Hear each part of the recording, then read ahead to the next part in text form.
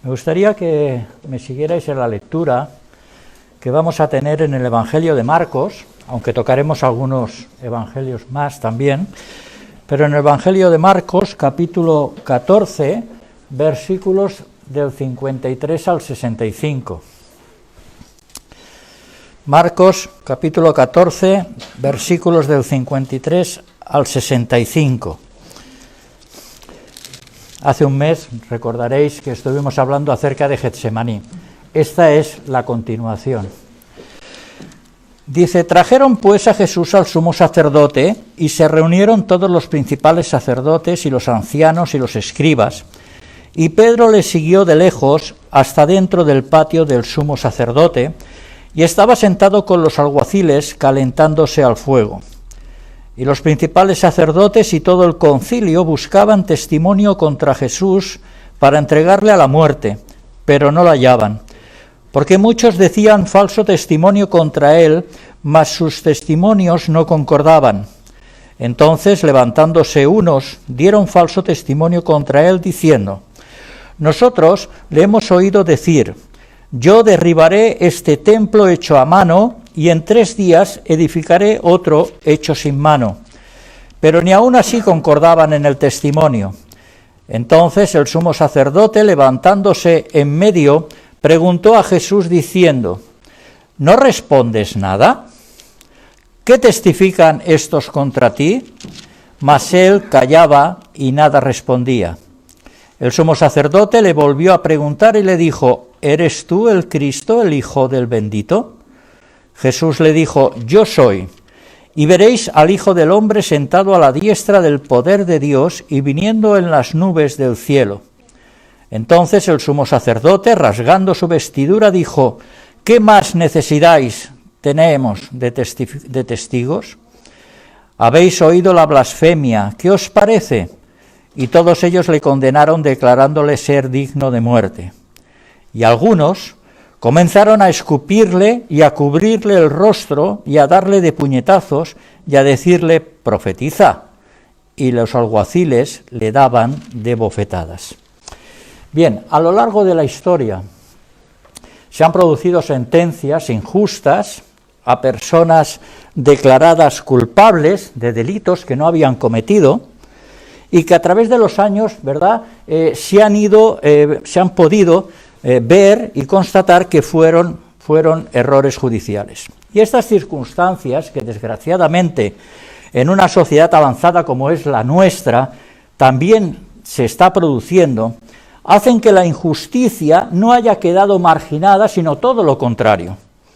Y no hay que ir muy lejos, ¿verdad?, para darnos cuenta de que esto es así. El pasaje leído de Marcos nos muestra cómo es injustamente enjuiciado Jesús. Un juicio que careció de toda equidad y que estuvo rodeada de infinidad de irregularidades y además con el agravante de una prevaricación insultante. Jesús, que nunca había transgredido la ley, se encuentra ahora delante de todos aquellos verdugos que estos sí que la habían transgredido, como veremos, y que seguirán transgrediendo. Ahora bien, ¿qué había sucedido hasta ese momento? Es decir, ¿cuál es el contexto? Y entonces vemos que, si cogemos las narrativas que nos marcan acerca de este tema, los 4 evangelios, nos daremos cuenta que se había producido la cena pascual, donde el Señor había anunciado que uno de sus discípulos iba a traicionarle.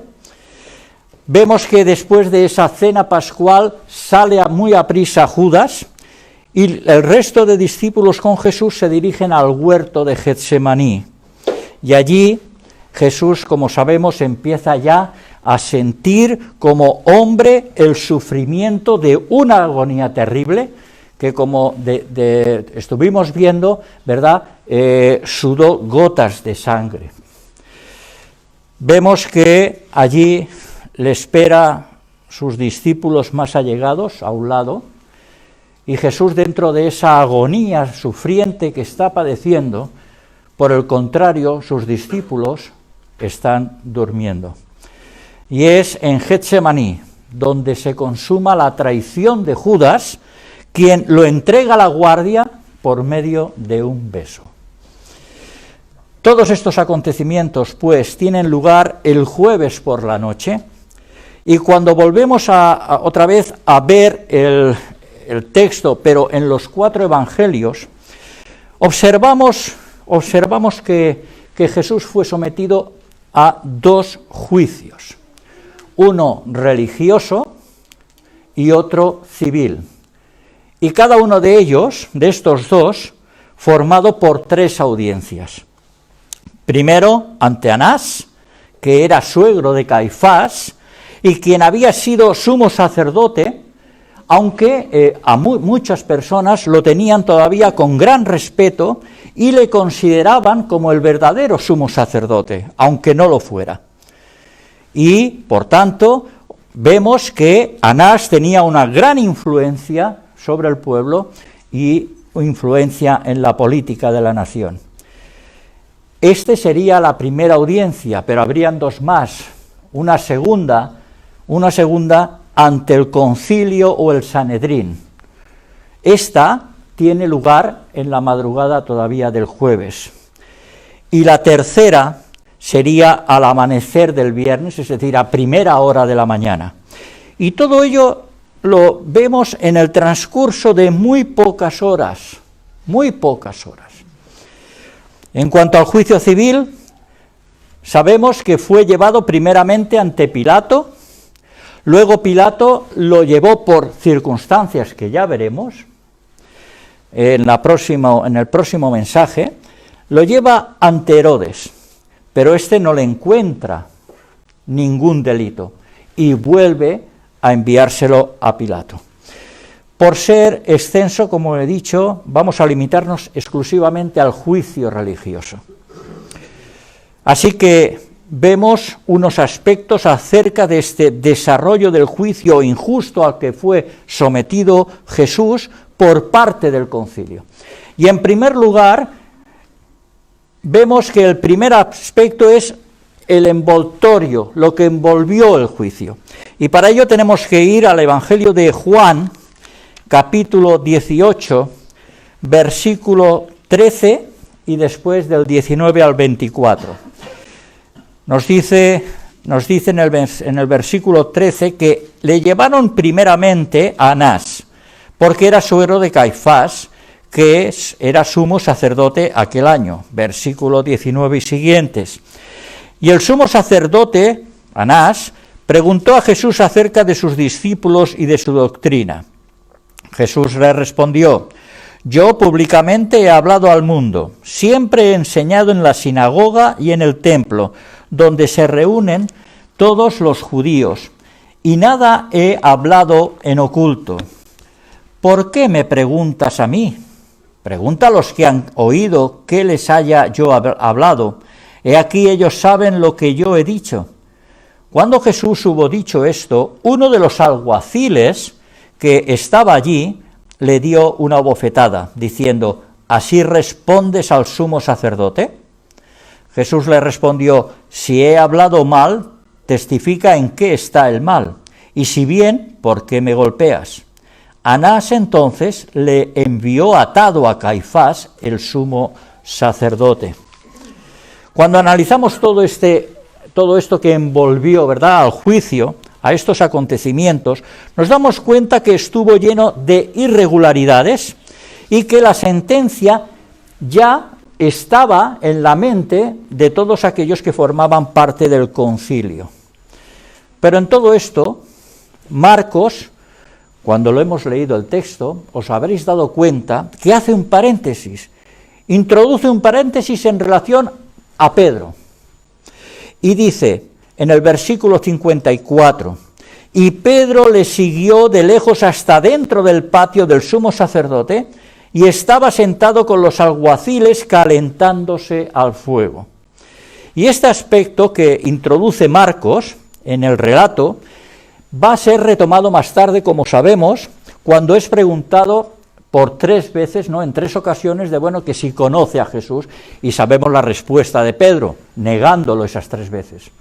Una negación que ya lo sabía Pedro que iba a suceder porque Jesús se lo había predicho con anterioridad. Vemos que aquel que se había pronunciado de manera tajante de que estaría dispuesto, como sabemos, a dar su vida por el Señor, ahora resulta que está siguiendo de lejos, a una distancia prudencial, y más tarde junto al fuego de una manera confortable, tranquila. Y esta forma de reacción por parte de Pedro nos muestra, por un lado, la actitud de algunos cristianos en cuanto a su relación con el Señor. ¿Qué quiero decir con esto? Pues que son creyentes, ¿verdad?, que no se comprometen. Y por otro lado, profesando la fe desde un plano confortable, de tranquilidad. Pues bien, una vez Marcos ha dado este apunte acerca de Pedro, cierra el paréntesis y vuelve otra vez al relato inicial. Y conforme a lo que hemos leído en el Evangelio de Juan, el Señor es llevado ante Anás. Y sabemos por el Antiguo Testamento que los sumos sacerdotes eran nombrados de por vida. Pero bajo el dominio romano esta situación cambia. Y entonces son puestos y quitados. El historiador Josefo, por ejemplo, comenta que Anás fue designado por el prefecto romano Cirenio y destituido por Valerio Grato, el predecesor de Pilato. Así que en esa primera audiencia que tiene Jesús con Anás, observamos un interrogatorio preliminar para dar tiempo a que el concilio pudiera reunirse. Y la pregunta de Anás acerca de los discípulos y de la doctrina tenía por objeto hacerse una idea de la situación por si había estado fomentando una revuelta, cosa evidentemente que ellos temían porque las autoridades romanas les habían, dejado, ¿verdad?, tener un cierto compromiso, pero el pueblo, el concilio en este caso, el Sanedrín, se había comprometido a mantenerlo en paz. Bien, la respuesta de Jesús a la pregunta vemos que es lógica, es una pregunta directa. Lo normal es que Anás hubiera hecho, se hubiera dirigido, hubiera realizado esta pregunta a quienes habían escuchado a Jesús. Sin embargo, Jesús responde en cuanto a que él, como hemos leído, se había escondido de nadie ni de nada de lo que había enseñado, sino que lo que había hablado, lo había hablado abiertamente delante de todos. Por tanto, no tenía nada que esconder, porque era notorio de todos sabían lo que habían dicho. El resultado no se hizo esperar, nos dice la Escritura que entonces cogió un alguacil y sin corto ni perezoso coge y patapum, una bofetada. Tomó la justicia por su mano. El tiempo apremiaba. Y una vez habiendo tenido Jesús esta audiencia preliminar con Anás, continúa estando atado como si fuera un criminal, ¿verdad?, y es llevado ante el concilio. Y ahí están todos reunidos al concilio alrededor y Jesús en medio atado. Allí se encuentran todos y a la cabeza Caifás. Caifás, que oficialmente estaba ejerciendo, ¿verdad?, desde el año 18 después de Cristo, ejerció hasta el 36. Y a este Caifás se le conoce como un hombre despreciable, un hombre manipulador, un hombre oportunista, capaz de cualquier cosa con tal de mantener su posición, es decir, su estatus social. Y ni tan siquiera la lealtad iba con él. Era desleal totalmente, buscando siempre sus propios intereses bajo el paraguas de la legalidad, entre comillas. Así pues, comienza esta segunda audiencia, este segundo aspecto, en donde vamos a ver la actuación que tiene el Sanedrín. Y nos dice el versículo 53, trajeron pues a Jesús al sumo sacerdote y se reunieron todos los principales sacerdotes y los ancianos y los escribas, versículo 55 y siguientes, y los principales sacerdotes y todo el concilio buscaban testimonio contra Jesús para entregarle a la muerte, pero no lo hallaban, porque muchos decían falso testimonio contra él, mas sus testimonios no concordaban. Entonces, levantándose unos, dieron falso testimonio contra él, diciendo: nosotros le hemos oído decir, yo derribaré este templo hecho a mano y en 3 días edificaré otro hecho sin mano. Pero ni aun así concordaban en el testimonio. El concilio estaba formado por 70 miembros y el sumo sacerdote, por lo tanto hacían 71 personas. Este concilio decidían en ciertas cosas sobre asuntos del pueblo, y así cuando ya estuvieron todos pues reunidos y Caifás a la cabeza, Jesús sale digamos de la primera audiencia de Anás y es trasladado hacia donde se encuentra el concilio y Caifás. Todos ellos buscaban la muerte de Jesús, aborrecían intensamente a Jesús, porque les estaba haciendo sombra en todo. Y esta era la segunda audiencia de 3 de aspecto religioso. Muy seguros debían de estar esta vez, porque se había convocado al concilio en una noche, cosa rara, rompiendo por tanto todas las reglas establecidas. ¿Cuáles eran? Simplemente voy a nombrar 4. 1. No se les permitía reunirse de noche ni durante cualquiera de las fiestas. Recordemos que estamos en la fiesta de la Pascua. Y lo hicieron. 2. No se les permitía sobornar a testigos para que cometieran perjurio. Y lo hicieron. 3. Un veredicto de muerte no debía ejecutarse antes que hubiera transcurrido una noche. Y lo hicieron. Y 4, si la reunión no tenía lugar en el salón de piedra del templo, no servía para nada. El veredicto no servía para nada, y lo hicieron. Podían haber más irregularidades. ¿Era posible administrar justicia con los prejuicios que llenaban sus corazones? La prisa por matar a Jesús les habían cegado el entendimiento. Quisieron dar una apariencia de legalidad y hasta en eso fallaron. Y fallaron porque la ley requería como mínimo 2 testigos que dieran evidencias concretas y que a la vez coincidieran en sus testimonios. Y ni tan siquiera eso les salió bien. No les salió bien porque el primero, como nos dice el versículo 56, que muchos decían falso testimonio contra él, mas sus testimonios no concordaban. ¿Qué sucedía?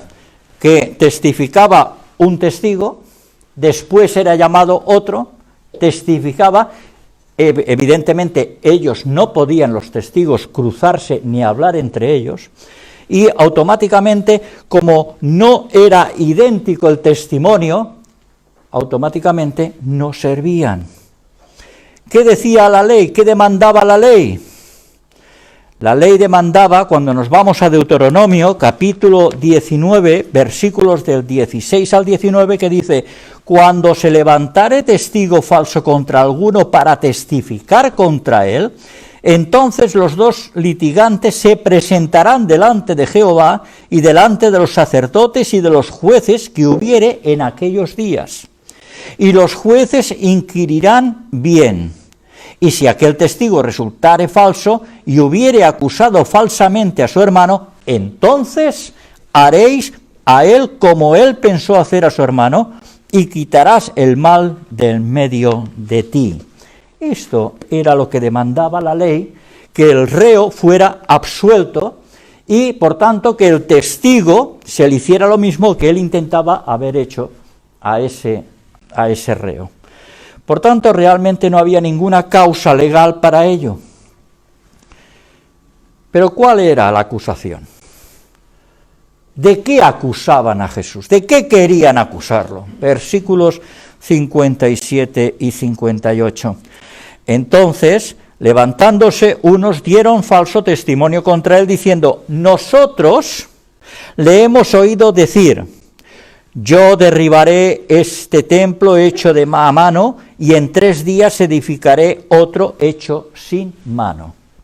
Esto era la razón de la acusación. Era una acusación muy seria. Era una acusación muy seria, porque estaban acusando al Señor de destruir, de derruir el templo donde se hacían holocaustos, el templo donde tenía lugar todos los actos religiosos. Era el lugar más solemne y preciado por el pueblo. Pero, como nos dice la Escritura, ni aún así concordaban en el testimonio. Un testimonio basado en las palabras de Jesús hacía tiempo, dichas en el templo, delante de la gente, y que Juan las retoma en el capítulo 2, versículos 18 y 19. En el versículo 18 y 19 de este Evangelio de Juan, dice: destruid el templo, palabras de Jesús a la gente, destruid este templo, y en 3 días lo levantaré. Aquellos judíos que escucharon esas palabras en boca de Jesús no habían entendido que se estaba refiriendo a su propio cuerpo. Juan lo aclara, versículo 20 y 21 del mismo capítulo 2. En otras palabras, vosotros destruiréis mi cuerpo, es lo que está diciéndoles a Jesús en aquella ocasión, pero al 3er día resucitaré. Y ahora, ante todo el concilio, estos testigos tergiversan las palabras mintiendo, porque veían peligrar ¿el qué? Pues su estado económico, de lo que iban y vendían en el templo. De manera que cambian el tiempo verbal diciendo destruiré, cuando realmente lo que dijo Jesús era destruid. Así daban a entender el Sanedrín que lo que había dicho Jesús era la intención de destruir el templo, algo tan sagrado y tan preciado por ellos, el templo que era el centro religioso de la nación, pero que por mucho que se esforzaban, seguían sin concordar los testimonios. Y es curioso que a pesar de los siglos, estas mentiras se siguen produciendo. Si lo contextualizamos a la actualidad, se siguen produciendo. Y las apariencias de legalidad se siguen dando.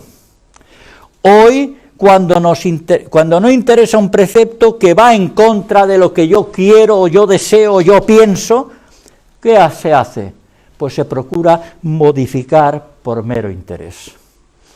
Y es que estas actitudes nos muestran que el ser humano no ha cambiado. No ha cambiado. El Sanedrín estaba actuando así y a pesar de los esfuerzos no conseguían absolutamente nada. De manera que el complot está a punto de fracasarles, de estallarles delante suyo. Y ante esas acusaciones sin fundamento, ¿cuál es la actitud de Jesús? Jesús calla. Jesús permanece en silencio. No dice nada. Una actitud que nos lleva a las palabras del profeta Isaías cuando dijo en el capítulo 53, versículos 3 y 7, despreciado y desechado entre los hombres, varón de dolores, experimentado en quebranto, y como que escondimos de él el rostro, fue menospreciado y no lo estimamos. Angustiado él y afligido, no abrió su boca. Y viendo pues la situación, esta situación del Sanedrín, nos da paso para ir al tercer aspecto, un aspecto que es la intervención directa de Caifás. Dice el versículo 60 y 61 de este Evangelio de Marcos: Entonces el sumo sacerdote, levantándose en medio, preguntó a Jesús diciendo: ¿no respondes nada? ¿Qué testifican estos de ti? Mas él callaba y nada respondía. El sumo sacerdote se volvió a preguntar y le dijo: ¿eres tú el Cristo, el Hijo del Bendito? Caifás había dicho, y recogido por Juan en el capítulo 11, versículo 50, que convenía más que muriera un solo hombre por todo el pueblo. Y está viendo que el poder acusar a Jesús se le está escapando de las manos. No logra nada. Y entonces interviene con una pregunta directa, forzando el procedimiento ilegal al que estaba siendo sometido Jesús. Porque era necesario condenar a Jesús, fuera como fuere, y antes, sobre todo, del amanecer, para poder llevarlo ante Pilato. ¿Para qué? Pues para que la sentencia fuera ratificada por Pilato antes de la caída del sol, porque entonces empezaba el día de reposo. Así que debía de ser todo hecho muy deprisa para poder, entre comillas, guardar la ley. Quienes se habían saltado paso por paso cada una de las normativas y de las leyes al respecto. Desfachatez absoluta. Pero ellos seguían R. Así que Caifás se dirige a Jesús y le pregunta: ¿no respondes nada? ¿Qué testifican estos contra ti? Caifás estaba incitándole para ver si con lo que pudiera decir podía incriminarle. No era tonto, pero Jesús callaba, se mantenía en silencio ante sus acusadores. Y es entonces que intenta forzar más a Jesús, con otra pregunta: ¿eres tú el Cristo, el Hijo del Bendito? Mateo, cuando nos vamos al texto en Mateo, el evangelista lo expresa de una manera más contundente cuando utiliza la palabra te conjuro. Conjuro, que significa invocar. Nos dice el capítulo 26 de Mateo, versículo 63, te conjuro por el Dios viviente que nos diga si eres tú el Cristo, el Hijo de Dios. Te conjuro. Fijémonos que Caifás no le está preguntando qué es lo que ha hecho, sino quién es él. En otras palabras, mira, Señor, dime cuál es tu identidad. De una vez por todas, ¿cuál es tu identidad? Además, en ello observamos que el sumo sacerdote, Caifás, no le pregunta si es un hijo de Dios como tantos otros. Caifás lo que está tratando de hacer es forzar a Jesús a decir abiertamente y delante de todo el concilio que tenía una relación íntima y muy particular con el Dios Padre, que solamente podía tener alguien que precisamente compartía la misma naturaleza divina. Así que Caifás está demandando a Jesús que responda acerca de su mesianismo, de que sí es el Mesías, y su divinidad. Y aquí el sumo sacerdote, como último recurso, se dirige a Jesús interpelándole de una manera que no pueda permanecer callado. Te conjuro. El hecho de la pregunta ponía al descubierto, por tanto, que esos testigos que habían cogido, vayamos a saber si pagados, eran falsos. Pero tanto les daba. De manera que el Sanedrín se estaba tirando con esa situación, pues piedras en su propio tejado. Y es que eran tantas las irregularidades del proceso que para más INRI, ningún acusado, como hemos dicho en varias ocasiones, podía incriminarse a sí mismo con sus propias palabras. Y esto era lo que precisamente pretendía Caifás. Sin embargo, según la ley judía, y esto lo sabía Caifás, cuando una persona era puesta bajo juramento, tenía la obligación de responder. Por consiguiente, Jesús no tenía más remedio que dejar a un lado ese silencio y responder a la pregunta directa que le hace Caifás. De manera que esto nos lleva al cuarto aspecto, donde vamos a ver la respuesta de Jesús y sus consecuencias. Dice el versículo 62 al 64, y Jesús dijo, yo soy, y veréis al Hijo del Hombre sentado a la diestra del poder de Dios y viniendo en las nubes del cielo. Entonces el sumo sacerdote, rasgando su vestidura, dijo, ¿qué más necesidad tenemos de testigos? Habéis oído la blasfemia, ¿qué os parece? Y todos ellos le condenaron, declarándole ser digno de muerte. Jesús responde, y lo hace con una contundencia total. Jesús inicialmente contesta la pregunta directa de Caifás diciendo, yo soy. Por lo que está afirmando delante de todos que verdaderamente era el Mesías, el enviado de Dios. Aquel que los profetas habían anunciado ya en el Antiguo Testamento que vendría. Jesús responde de que el Padre y él uno son. Así que Jesús es consciente de lo que acaba de decir. De manera que también es consciente que esa afirmación le ha condenado a muerte. No quería saber mi identidad. Caifás, ahí la tienes. Yo soy. Pero Jesús dice más. Jesús no se queda en esa afirmación tan abrumadora. Dice más y dice, y veréis al Hijo del Hombre sentado a la diestra del poder de Dios y viniendo en las nubes del cielo.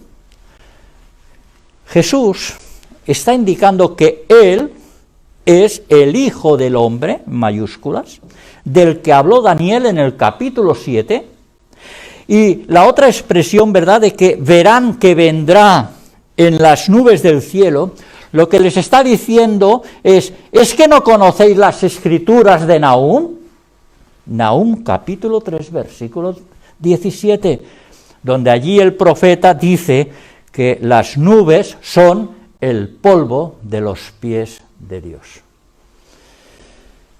El Sanedrín sabía que Jesús estaba citando esos textos, y tanto que lo sabían.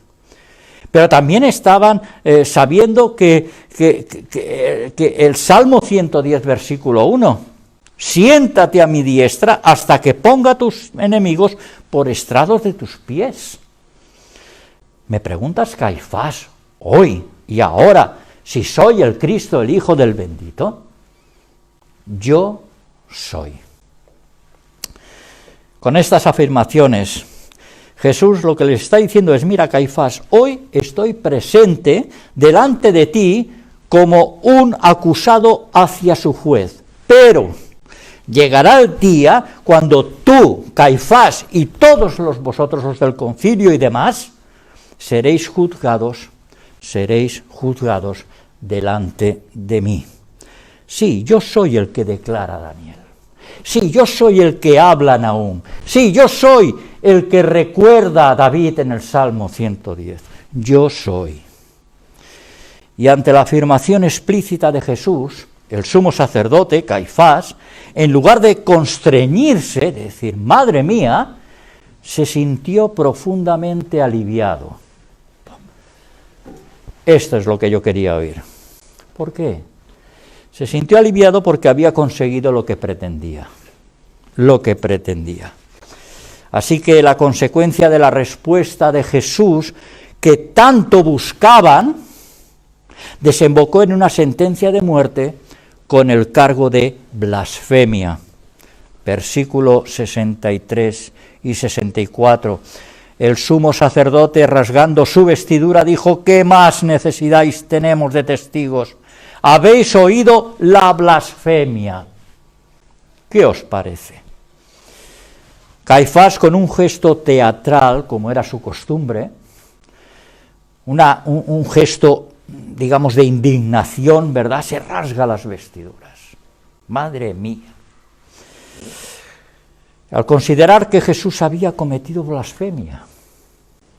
Esto era muy fuerte. Pero dicha acción, el sumo sacerdote la tenía prohibida conforme se especifica en el libro de Levítico, capítulo 21, versículo 10, que dice: y el sumo sacerdote entre sus hermanos, sobre cuya cabeza fue derramado el aceite de la unción, y que fue consagrado para llevar las vestiduras, no descubrirá su cabeza, ni rasgará sus vestidos. Caifás se rasga las vestiduras. Es que lo que ha dicho es una blasfemia. ¿Cómo es posible? Ahora ya lo tenemos cogido, ya no de manos, sino de pies también. La cuestión es que lo que pretendió Caifás, al final lo había conseguido.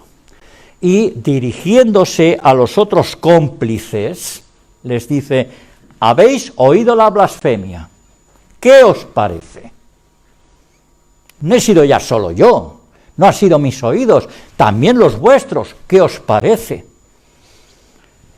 Les viene a decir Caifás que ya no necesitan más esos testigos falsos.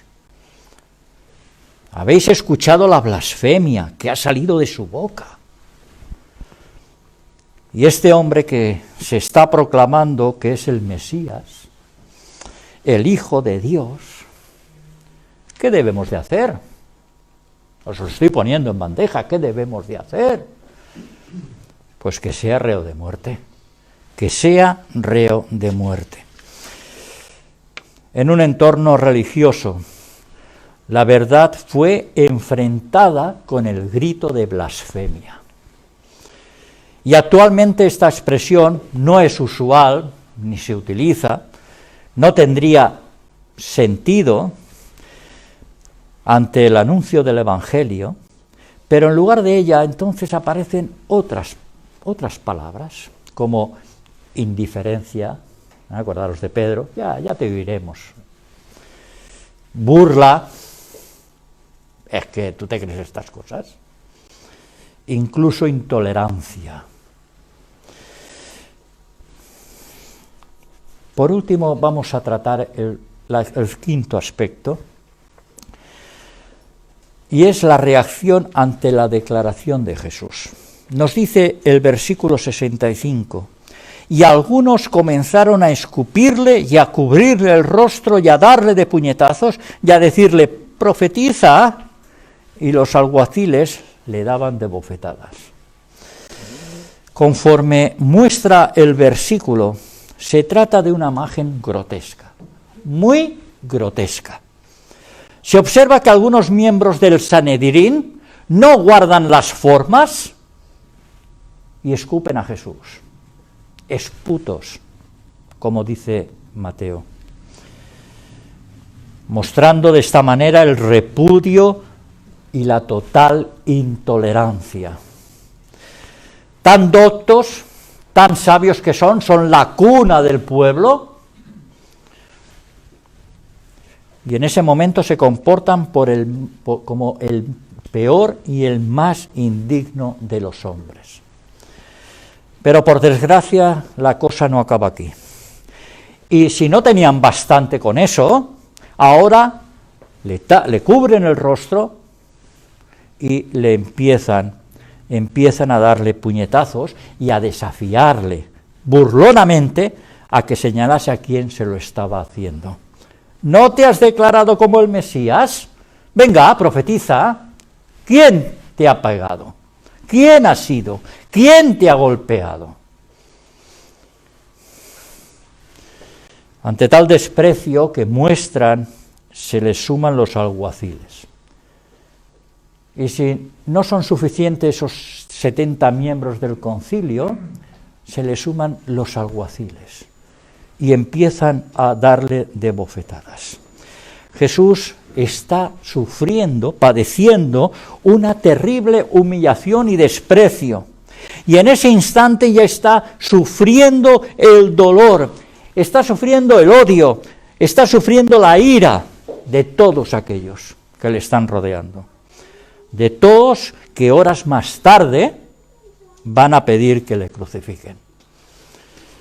Lo que les está sucediendo a Jesús ya lo profetizó Isaías, capítulo 50, versículos 5 y 6. Jehová el Señor me abrió el oído y yo no fui rebelde, ni me volví atrás. De mi cuerpo a los heridores y mis mejillas a los que me mesaban la barba. No escondí mi rostro de injurias y disputos. 700 años antes, ya Isaías había profetizado lo que en presencia ahora del Sanedrín, del concilio, le estaba pasando a Jesús. Y el profeta en este texto que hemos leído está diciendo que cuando Jesús estuviera en ese juicio injusto y esos hombres le escupieran y le dieran de puñetazos y de bofetadas, Jesús no cubriría su rostro. Jesús se mantendría firme y aguantando el desprecio y la bajeza humana. Esto es lo que estaba profetizando 700 años antes ya el profeta al pueblo. Aquellos que estaban esperando al Mesías y que cuando vino no lo quisieron. Esa escena es una perfecta radiografía de la condición de pecado del ser humano. Y la contradicción, la ironía es que aquellos doctores de la ley que quedaban reflejados en que profesaban amar tanto a Dios, tenían a Dios ahora encarnado delante de ellos como rival y enemigo. Jesús estaba sufriendo la humillación y el desprecio por amor a la humanidad, por amor a la humanidad. Qué contraste con aquellos precisamente que acababan de culpar a Jesús utilizando artimañas, utilizando tretas, irregularidades procesales, saltándose la ley. Qué contraste la actitud de aquel concilio con la actitud de Jesús. La sentencia estaba dada, pero aún Jesús iba a tener que sufrir una tercera audiencia religiosa al día siguiente, muy de mañana. Y como nos indica Lucas en el capítulo 22, versículos del 66 al 71, que nos dice: cuando era de día, se juntaron los ancianos del pueblo, los principales sacerdotes y los escribas, y le trajeron al concilio diciendo: ¿eres tú el Cristo? Dínoslo.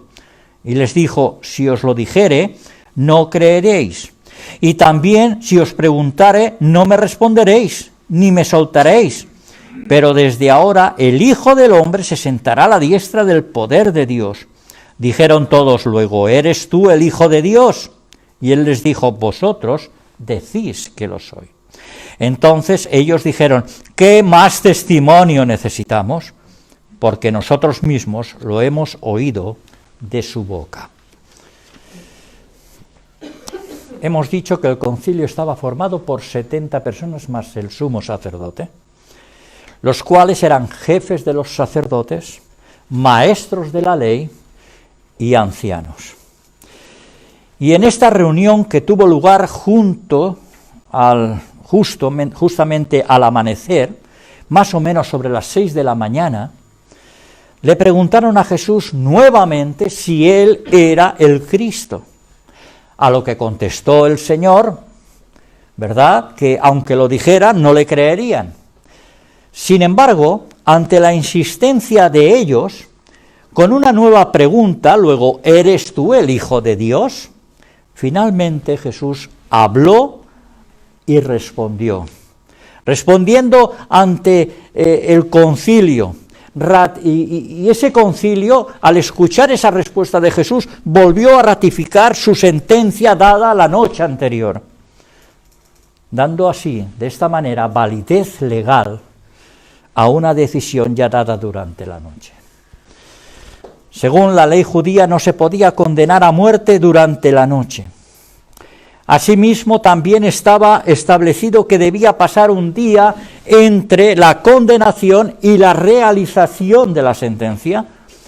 Y entonces, para evitar esto, para evitar la responsabilidad de esa infracción de la ley tan fragante, entonces ellos dijeron, vamos a pasárselo a Pilato. Y automáticamente así será un juicio civil y no religioso. No eran tontos. Sin embargo, no finalizaría con un solo juicio civil, pues le iba a esperar 3 audiencias en ese juicio civil. Una con Pilato, procurador de Judea, otra con Herodes, procurador de Galilea, y vuelve atrás, otra vez, frente a Pilato, quien sería quien diera la sentencia. En el transcurso, pues, de la noche, Jesús experimentó el sufrimiento, el padecimiento, ya estando en Getsemaní, y después del arresto tuvo que soportar 3 audiencias. Primero, una preliminar con Anás, otra con el concilio y Caifás por la noche, en la madrugada, y nuevamente con el concilio en la primera hora de la mañana del día siguiente. Las circunstancias, pues, tan grotescas que hemos podido ver en relación a la acusación, unas circunstancias llenas de irregularidades, de irresponsabilidad, y que contravenían la ley, tuvieron como colofón la sentencia a muerte, con el pretexto de que lo que había declarado Jesús había sido una blasfemia. Lo cual no era cierto. Lo cual no era cierto. En todo este proceso de enjuiciamiento, Jesús sufrió la humillación, el desprecio, las injurias, las burlas y por último la cobardía de aquellos hombres, produciéndole daños físicos. Era el comienzo, pues, a todo lo terrible que le iba a esperar, y que ya veremos en otra ocasión, lo que le iba a esperar a las pocas horas. Primeramente con estas 3 audiencias con Pilato y Herodes, y después con la sentencia firme que le llevaría a la cruz. El apóstol Pedro, escribiendo a los hermanos que se encontraban esparcidos, les hace unas recomendaciones en cuanto a la conducta, animándoles a perseverar y poniéndoles el ejemplo de Jesús. Nos dice en su primera carta, Pedro, capítulo 2, versículo 21 y 23, dice que, pues para esto fuisteis llamados, porque también Cristo padeció por nosotros, dejándonos ejemplo para que sigáis sus pisadas, el cual no hizo pecado ni se halló engaño en su boca, quien cuando la maldecían no respondía con maldición, cuando padecía no amenazaba, sino encomendaba la causa al que juzga justamente. No creamos que estas recomendaciones eran para aquellos creyentes de la dispersión, que estaban dispersos en aquel tiempo. No, eran para ellos, sí, pero es también para cada uno de nosotros. Jesús enmudeció y no abrió su boca, dice la Escritura, y cuando lo hizo dando respuesta a Caifás, habló verdad, aun sabiendo que eso le iba a condenar. ¿Y sabéis por qué Jesús pasó por todo esto? Pues pasó por todo esto por obediencia al Padre, acordémonos de Getsemaní, no sea hecha mi voluntad sino la tuya, y por amor a ti y a mí, ofreciendo su vida por amor a cada uno de nosotros. Y esto no lo podemos olvidar. Que Él nos bendiga.